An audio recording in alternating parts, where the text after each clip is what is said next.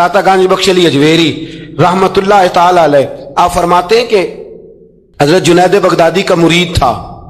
4 दिन पीर साहब के पास आया तो बाद में खुद पीर बन गया। वो हजरत साहब रहमतुल्लाह ताला ने देखा आ नहीं रहा, मुरीद औलाद होते हैं, उनसे प्यार होता है, उनको अहमियत दी जाती है, और बाद गलत फहमी का शिकार भी हो जाते हैं। अहमियत दी गई, यार नजर नहीं आ रहा, आपने सोचा शायद बीमार हो गया है।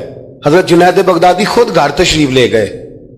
हजरत जुनैद बगदादी जिनका वलियों में इस तरह मकाम है जिस तरह हजरत जिब्रील अमीन का फरिश्तों में मकाम है, इतना बड़ा, चल के घर गए और जाके कहा अस्सलाम वालेकुम। कहता जी वालेकुम सलाम। क्या तू आता क्यों नहीं?